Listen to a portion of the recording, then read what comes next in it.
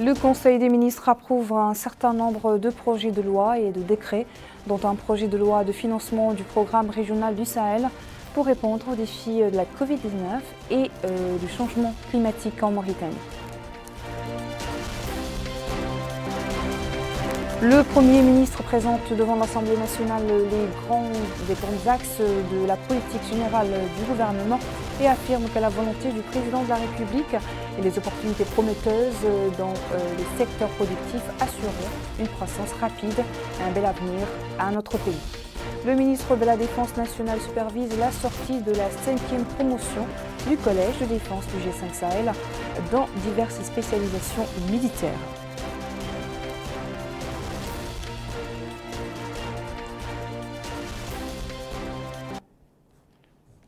Bonsoir et merci de vous joindre à nous pour ce journal. Le Conseil des ministres s'est réuni ce jeudi 20 juillet 2023 sous la présidence de M. Mohamed Cheikh El Ghazouani, président de la République.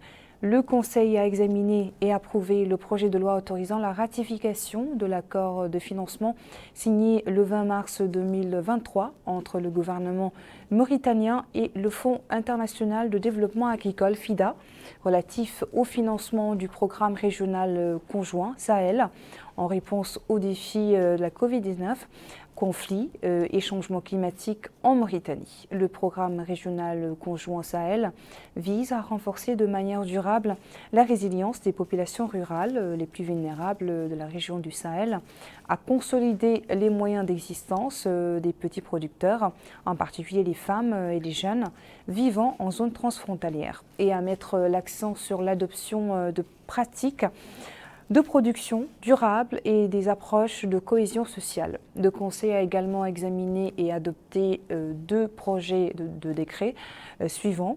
Projet de décret portant concession définitive d'un terrain dans la wilaya de Nouakchott-Ouest au profit de la société Afroport.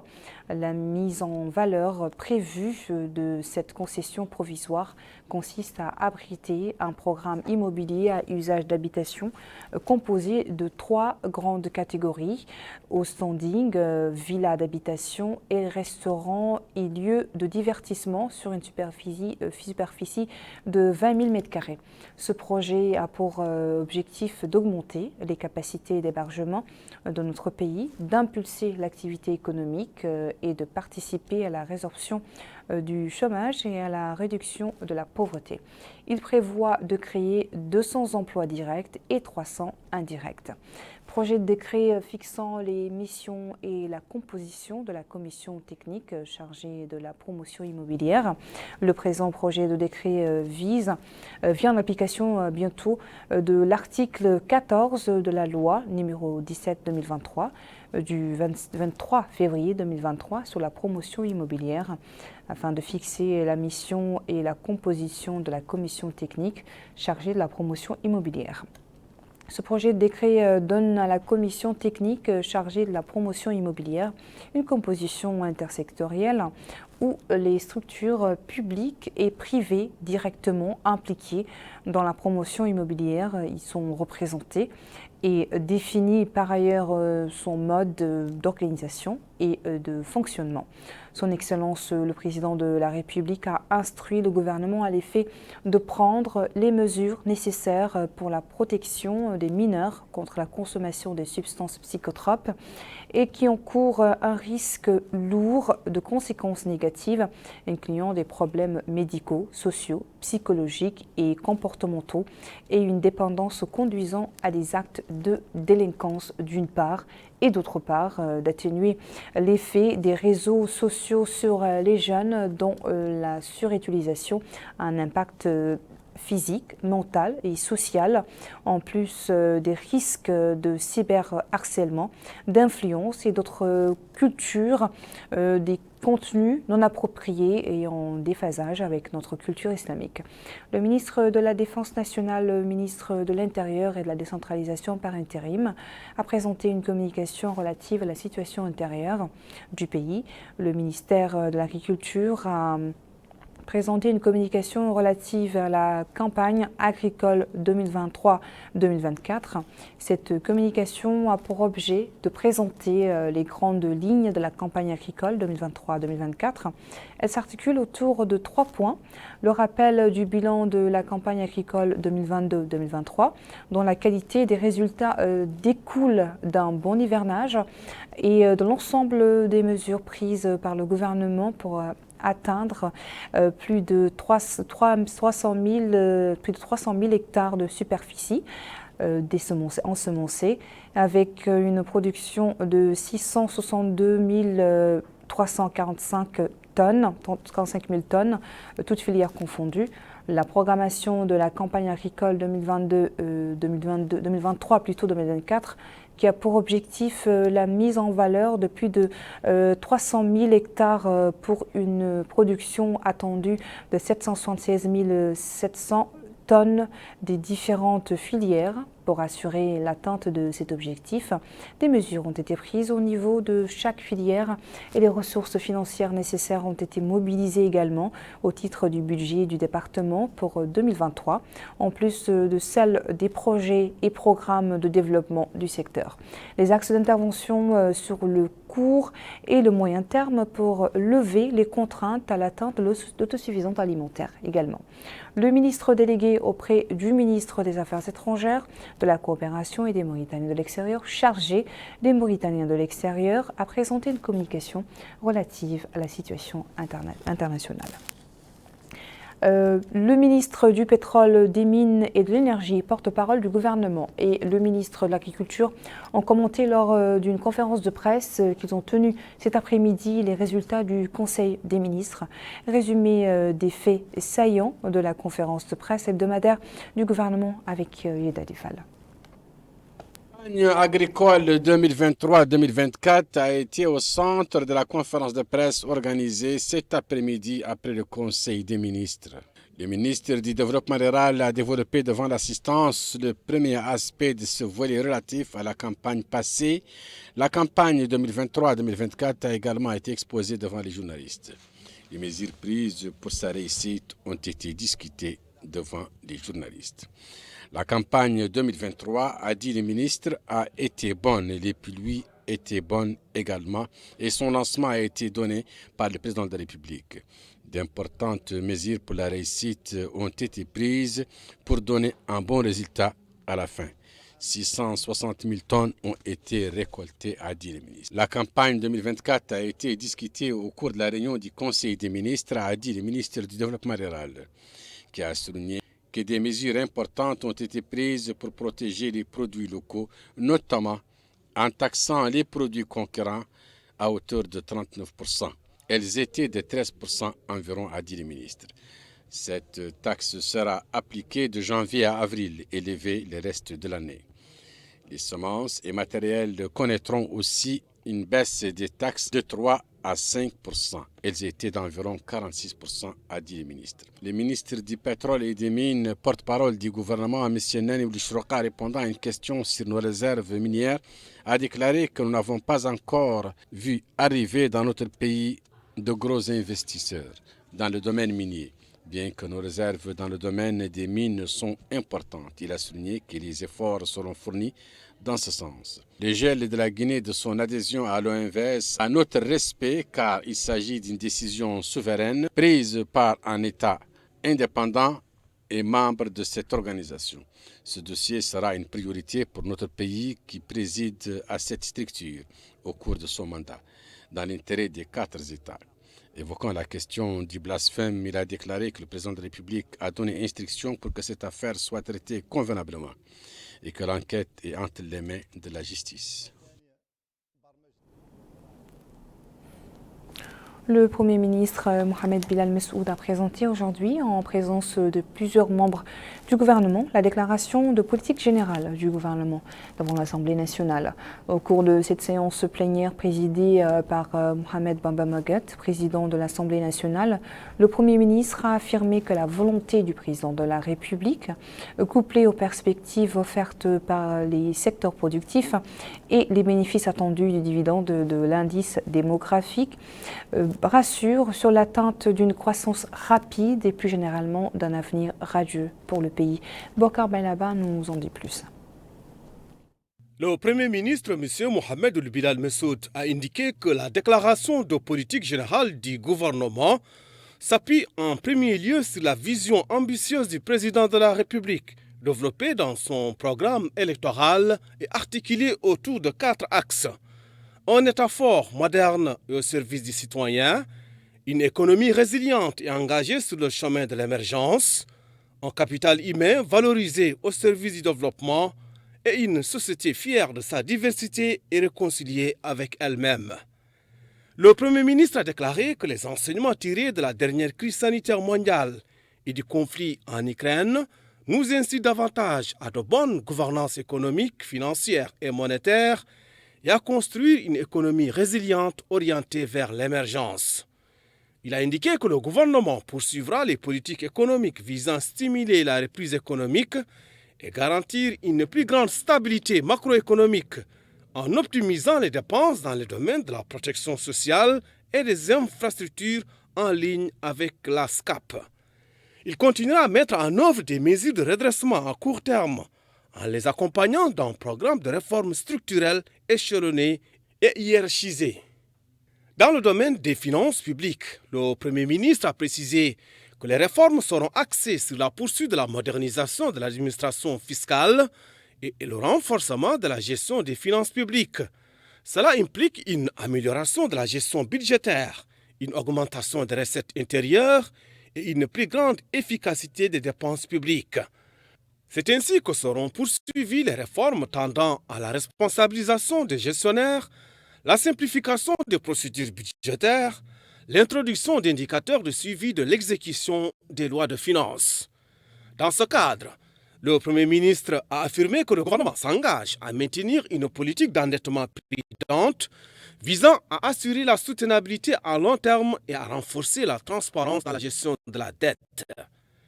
Et en ce qui concerne la politique monétaire, elle restera prudente afin de maîtriser les pressions inflationnistes.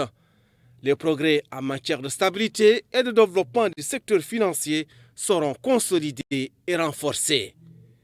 En matière de lutte contre la corruption, M. Mohamed Ould-Bilal Messoud a déclaré que le gouvernement s'engage à mener un travail institutionnel efficace par lequel les ressources de l'État seront préservées et les personnes incriminées sanctionnées conformément au texte en vigueur. Dans ce cadre, il a indiqué que la stratégie nationale de lutte contre la corruption sera opérationnalisée et les réformes visant la professionnalisation des organes de contrôle mis en place.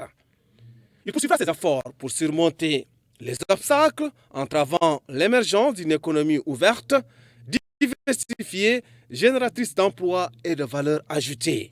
Dans cette perspective, il continuera à promouvoir un environnement propice pour renforcer la gouvernance et la transparence, encourager l'investissement privé, libérer les initiatives et exploiter le potentiel économique national. Il a indiqué que le gouvernement maintiendra le soutien et l'accompagnement aux initiatives privées pour la réalisation de projets en partenariat public-privé dans les secteurs comme l'agriculture, élevage, pêche, industrie, infrastructure et énergie. S'agissant de notre identité culturelle, le Premier ministre a déclaré que celle-ci constitue notre force et notre fierté. Une identité culturelle qui permettra de bâtir ensemble un avenir meilleur pour les générations futures. C'est dans ce cadre que le gouvernement poursuivra les réformes relatives à la valorisation et à la promotion de notre patrimoine culturel et artistique, nos valeurs nationales et communes et nos traditions. Dans ce cadre, il a fait savoir que la cohésion sociale et l'unité nationale constituent pour le gouvernement un levier essentiel pour la mise en œuvre de la vision clairvoyante du président de la République, qui considère qu'il est grand temps de rompre définitivement avec les préjugés et les images stéréotypées qui sont en porte-à-faux avec la réalité et en flagrante contradiction avec les préceptes de la charia et les règles du droit, tout comme elles fragilisent la cohésion sociale et l'unité nationale et handicapent le changement des mentalités qui dictent la notion de l'état de droit et le concept de citoyenneté. Dans cette optique, le Premier ministre a rappelé l'appel de Jawal lancé par le président de la République invitant les citoyens à adhérer à une dynamique nationale inclusive fondée sur les valeurs de notre religion et sur les principes de développement harmonieux et solidaire. Pour ce faire, le gouvernement continuera la mise en œuvre du plan INSAF et l'exécution de ces programmes sociaux focalisés sur la lutte contre l'exclusion, la protection des couches vulnérables, le soutien aux ménages démunis sur toute l'étendue du territoire national. Dans cette optique, il a déclaré que le gouvernement continuera le soutien aux couches vulnérables et à la généralisation de la prise en charge de tous les malades indigents et améliorer la couverture de l'assistance sociale aux personnes vulnérables, ainsi que la protection et le soutien des personnes handicapées. Et il mettra à la disposition de ces personnes des projets générateurs de revenus, des équipements techniques pour développer leurs activités et des boutiques communautaires, en plus des programmes de cash transfert, de distribution alimentaire gratuite et des boutiques témoins. Et il continuera à subventionner les intrants agricoles et les aliments pour bétail en cas de nécessité. Sur le plan politique, le Premier ministre, M. Mohamed Bilal Messoud, a déclaré que le gouvernement continuera à renforcer l'apaisement du climat politique instauré par le président de la République, dans le but de tirer le meilleur profit de toutes les compétences nationales et de se concentrer sur les problématiques prioritaires, ce qui s'est traduit par la large concertation entre les acteurs politiques qui a abouti à l'organisation des dernières élections locales et législatives. Il a précisé que cette vision se poursuivra et consacrera l'engagement de préserver l'unité nationale, la dignité, la liberté et l'égalité de tous les citoyens, quel qu'en soit le prix, comme l'a déclaré le président de la République. Il a indiqué que la participation de la société civile et des médias dans les stratégies de développement sera renforcée en accordant une attention continue aux espaces d'échange, aux programmes de formation et aux moyens de communication adaptés. Et à ce titre, le soutien aux organisations de la société civile et aux médias pour renforcer leur rôle sera maintenu. Parallèlement, le droit d'accès à l'information sera promis en élargissant la couverture médiatique du service public de la radio et de la télévision nationale. Conscient de l'importance et de la pertinence de la gouvernance locale, il a indiqué que le gouvernement poursuivra la mise en œuvre de la stratégie nationale de décentralisation et de développement local à travers l'opérationnalisation du Haut Conseil de la décentralisation, l'adoption d'un nouveau cadre de la déconcentration, la révision de l'ordonnance relative à l'organisation de l'administration territoriale et de ses textes d'application, ainsi que la réorganisation des structures de la wilaya. Enfin, le Premier ministre, M. Mohamed Bilal Messoud, a indiqué que le gouvernement s'attellera à court terme à intensifier les actions pour faire avancer rapidement la concrétisation de l'école républicaine, dont la première année a été une réussite. Continuer à mettre en œuvre le plan d'action sur l'équité, la citoyenneté et la cohésion sociale, connu sous le nom de plan INSAF du président de la République. Rapprocher davantage l'administration des citoyens par l'usage des outils numériques, œuvrer à assurer l'autosuffisance en produits alimentaires de base, atténuer la migration irrégulière des jeunes à l'étranger et accélérer le rythme d'exécution des projets et programmes. Le ministre de la Défense nationale, Hanan Sidi, a supervisé ce matin au siège du Collège de défense du G5 Sahel à Nouakchott la sortie de la 5e promotion du dit collège. Il s'agit d'une promotion constituée de 36 officiers, dont 4 du Burkina Faso, 16 de la Mauritanie, 5 du Niger, 5 du Tchad et 6 de l'Arabie Saoudite, qui ont reçu des diplômes de Master 2 dans diverses spécialisations militaires. Ramina Khalil. C'est au niveau du Collège de défense du G5 Sahel que le ministère de l'Intérieur et de la décentralisation, M. Hanan Naoul Sidi, accompagné par le général de division, chef d'état-major des armées, général Mokhtar Bolle Chaban, et le directeur du Collège du G5 Sahel, le général Brahim Waloul Cheibani, a supervisé en présence d'un grand nombre d'officiers supérieurs la cérémonie de sortie de la 5e promotion du Collège de défense du G5 Sahel. Ce collège qui a été mis en place, rappelle le ministère de la Défense nationale, suite aux efforts consentis des États membres avec l'appui de leurs partenaires techniques et financiers. Né de la volonté commune des chefs d'État du G5 Sahel de mettre en synergie leurs efforts pour relever les défis de la sécurité et du développement, le Collège de défense est devenu opérationnel grâce à l'appui efficace mais constant de nos différents partenaires techniques et financiers, comme entre autres les Émirats arabes unis, l'Union européenne, les États-Unis d'Amérique, la France, l'Allemagne, l'Égypte, l'Espagne. Que tous en soient ici vivement remerciés. Mesdames et messieurs, au fil des ans et des promotions, le Collège de défense du G5 Sahel s'est progressivement imposé comme une véritable référence en matière d'études stratégiques axées sur les thématiques de défense et de sécurité de la sous-région. Je tiens ici à féliciter l'ensemble du personnel d'encadrement, tout comme le personnel d'appui pour leur engagement de tous les jours et la constance de leurs efforts. Car c'est grâce à eux que le nombre de postulants ne cesse de croître, tout comme la qualité des formations dispensées au collège. Mesdames et messieurs, le Collège de défense du G5 a ainsi pu asseoir une solide réputation d'école d'excellence qui illustre très éloquemment la convention signée avec le Collège de défense de l'OTAN le 23 juin dernier.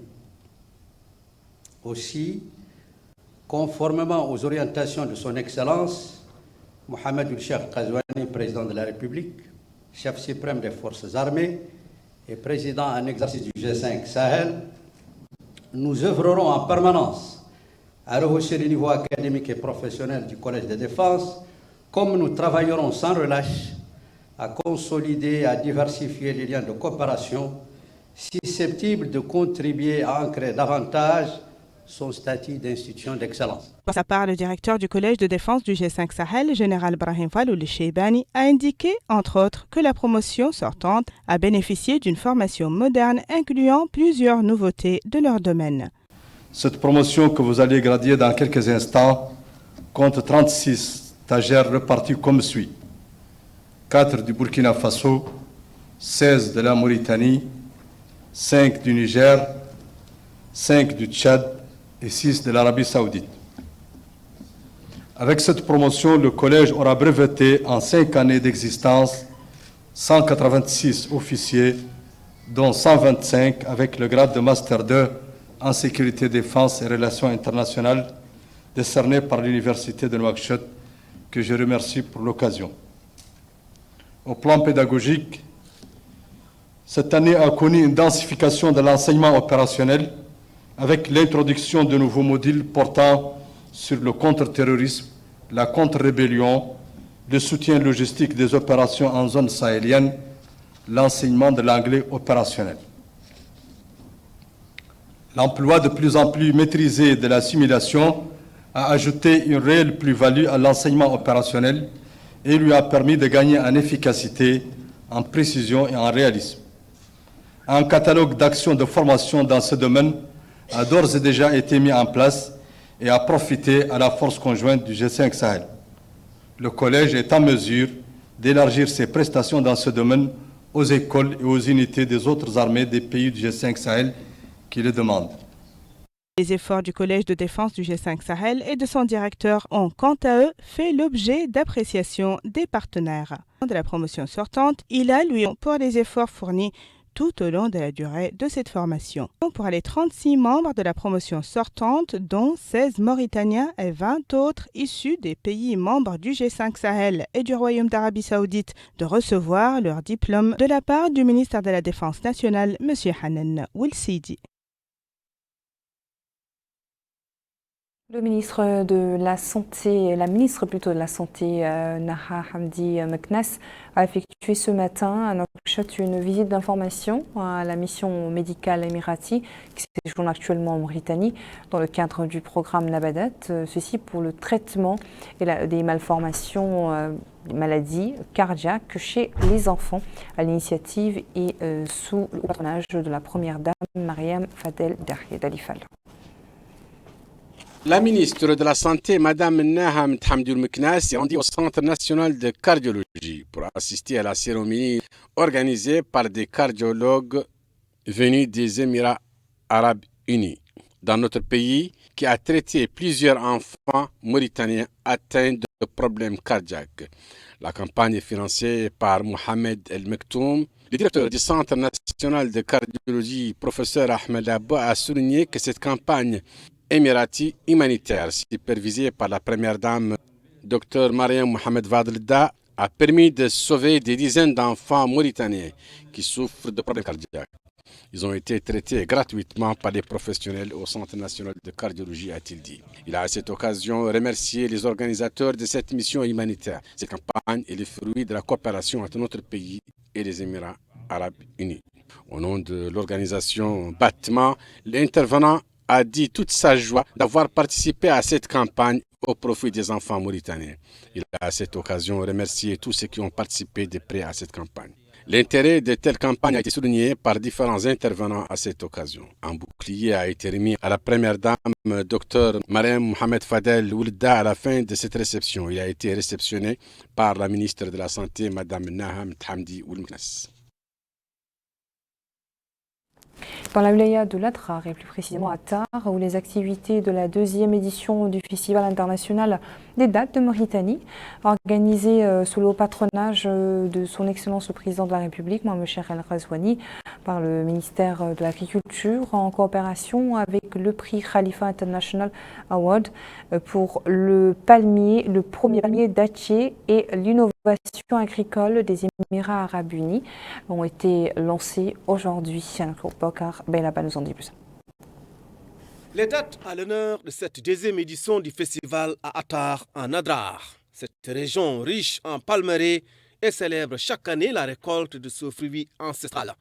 Une manifestation organisée sous le haut patronage du président de la République, M. Mohamed El Ghazouani, en coopération avec le prix Khalifa International Award pour le palmier dattier et l'innovation agricole des Émirats arabes unis. Et à l'ouverture du festival, le ministre de l'Élevage, Ahmed Toulchain, ministre de l'Agriculture par intérim, a déclaré que le président de la République, M. Mohamed El Ghazouani, accorde une attention particulière au développement du secteur agricole en général et de l'agriculture oasienne en particulier. Il a déclaré que le festival permettra de bénéficier de la longue expérience et de l'expertise accumulée par le prix international Khalifa du palmier dattier et de l'innovation agricole dans le domaine de la promotion des dattes, ajoutant qu'il constitue une opportunité précieuse pour renforcer les liens entre les producteurs de dattes de l'intérieur et de l'extérieur de la Mauritanie. Le ministre a salué les efforts du prix international Khalifa pour le palmier dattier et l'innovation agricole des Émirats arabes unis frères pour l'organisation du festival qui représente une extension des liens de coopération constructive entre nos deux pays frères dans divers domaines de développement et culturel. À son tour, l'ambassadeur des Émirats arabes unis dans notre pays, son Excellence, M. Hamad Ghanem Al-Mouhairi, a exprimé sa satisfaction quant à l'organisation du deuxième festival international des dates par le prix international Khalifa du palmier dattier et de l'innovation agricole en coopération avec le ministère mauritanien de l'Agriculture. Autre allocution, c'est celle faite par le secrétaire général du prix international Khalifa pour le palmier dattier et l'innovation agricole, Abdelwahab Zayed, qui a affirmé que ce festival est considéré comme l'une des réussites de la coopération existante entre les deux pays frères, traduisant la volonté des dirigeants des deux pays d'améliorer la sécurité alimentaire par le développement et l'exploitation des ressources naturelles. À leur tour, les élus locaux ont loué l'organisation de ce festival dans la ville d'Attar, soulignant qu'il constitue une opportunité précieuse pour valoriser l'expertise locale et régionale de la culture des dattes. Au cours de la cérémonie, les lauréats des prix du concours de dates ont également été honorés. Par ailleurs, la délégation officielle et les délégations participantes ont visité les pavillons de l'exposition organisés dans le cadre des activités du festival qui comprend 62 pavillons pour les producteurs et fabricants nationaux des pays arabes et frères et des organisations internationales. Pour rappel, la superficie des oasis dans notre pays est estimée à 12 000 hectares répartis entre les wilayas de l'Adrar, du Tagant, de la Saba et de Dohod, et comprend plus de 2 millions de palmiers qui produisent annuellement plus de 25 000 tonnes de dattes. L'Académie diplomatique mauritanienne a organisé cet après-midi à Nouakchott un panel sur les relations entre la Mauritanie et la Chine à l'occasion du 58e anniversaire de l'établissement des relations entre les deux pays. La rencontre s'est déroulée en présence de plusieurs responsables du ministère des Affaires étrangères, de la coopération et des Mauritaniens de l'extérieur, de l'Académie diplomatique, du club diplomatique de Nouakchott et de parlementaires. Amina Khalid. D'amitié mauritano-chinois, du club de diplomatie de Nouakchott et d'un certain nombre d'hommes et de femmes politiques que l'Académie diplomatique de Nouakchott a organisé un panel de réflexion à l'occasion du 58e anniversaire de la mise en place des relations d'amitié et de coopération entre notre pays et la République populaire de Chine. Lors de ce mot d'ouverture de la rencontre, la secrétaire générale du ministère des Affaires étrangères de la coopération des Mauritaniens de l'extérieur, Mme El Mtmankous, a affirmé qu'en Mauritanie, et conformément aux instructions du président de la République, M. Mohamed Ould Cheikh Al-Ghazouani, une importance particulière est accordée aux relations d'amitié et de coopération avec la Chine, laquelle reste un partenaire essentiel dans divers domaines. Personne, dit-elle, ne pouvant ignorer les résultats concrets et à vue d'œil accomplis grâce à ces relations qui embrassent les espoirs des deux peuples amis. Pas moins de 100 projets d'aide ont été réalisés par la Chine dans notre pays en infrastructures sanitaires, routières, sportives, bâtiments gouvernementaux, dont l'enceinte de cette belle académie. Pour sa part, l'ambassadeur de Chine en Mauritanie, son Excellence M. Li Baijun, a mis en exergue lors de son mot pour la circonstance les différents domaines de coopération et a réitéré l'engagement de son pays à œuvrer à la promotion et au développement de ces relations. Lors de la rencontre, le directeur de l'Académie diplomatique, Dr Abdelkader Ahmedou, a fait une présentation portant sur l'évolution depuis l'indépendance des relations d'amitié et de coopération bilatérale entre notre pays et la République populaire de Chine. Clôture à Nouakchott de la revue annuelle du programme national de développement du secteur de l'éducation nationale. 4 jours d'échanges et de riches débats entre participants et experts en vue de dresser le bilan des travaux de l'année écoulée, analyser les performances du secteur et approuver le plan d'action pour l'année suivante. Yed Alifal. 4 jours de débat sur le programme national de développement du secteur de l'éducation, le bilan de l'année scolaire écoulée et les perspectives pour l'année prochaine. Les participants ont déposé leurs recommandations. Le secrétaire général du ministère de l'Enseignement supérieur a souligné dans un mot prononcé à l'occasion de la clôture de ces journées que le diagnostic posé par les participants qui a touché l'ensemble des éléments constitutifs du secteur de l'éducation et les recommandations sont le fruit d'un travail sérieux et sera présenté à l'ensemble des intervenants dans le secteur. Il a souligné que le contexte national a été marqué par la mise en œuvre de plusieurs projets éducatifs d'envergure. Il a rappelé à cet égard que le secteur de l'éducation fait l'objet du premier des 4 chantiers stratégiques dont l'accès à une éducation de qualité. Plusieurs départements ont participé à cette rencontre, dont celui de l'enseignement originel, celui de l'économie et du développement durable, le département de l'éducation nationale, l'enseignement supérieur et la recherche scientifique, la formation professionnelle, les affaires sociales, en plus de plusieurs partenaires financiers et des représentants de la société civile. Organisé ce matin dans ces locaux un atelier de restitution de l'étude du plan de mobilité urbaine durable de Nouakchott qui porte notamment sur une meilleure intégration des quartiers périphériques aux services de transport et d'éclairage public. L'atelier a été supervisé par le secrétaire général du ministère de l'Équipement et des Transports, Innou Cheikh Abedi, qui a indiqué à cette occasion que la réalisation de cette étude vient en complément du schéma directeur d'aménagement et d'urbanisation. Pour sa part, la présidente de la région de Nouakchott, Fatimetou Abdelmalek, a précisé que cette étude permettra non seulement de mettre en œuvre les 2 lignes de transport urbain de la région de Nouakchott, mais aussi de structurer et de développer la mobilité urbaine de la ville. Et nous refermons cette édition par la clôture de l'atelier de formation au numérique de l'Organisation internationale de la francophonie, organisé au Centre culturel de la région de Nouakchott. L'atelier a permis à 137 jeunes Mauritaniens, dont 40% de filles, de bénéficier d'une formation dans les métiers innovants comme la production digitale, des maquettes numériques, pour la section des BTP, architecture, la conception et la modélisation 3D, le design, le gaming. Voilà, ce sera tout pour notre journal. Merci à vous de nous avoir suivis. Le rappel des titres à la une.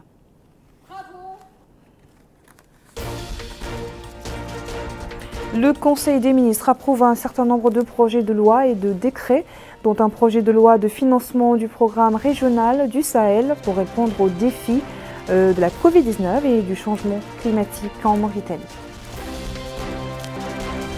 Le Premier ministre présente devant l'Assemblée nationale les grands axes de la politique générale du gouvernement et affirme que la volonté du président de la République et les opportunités prometteuses des secteurs productifs assureront une croissance rapide et bel avenir à notre pays.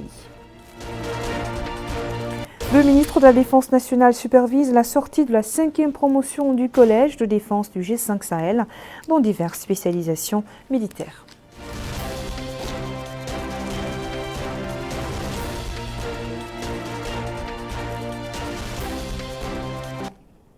Voilà, c'était un plaisir de vous présenter ce journal. Très bonne suite de programme sur El Mauritania.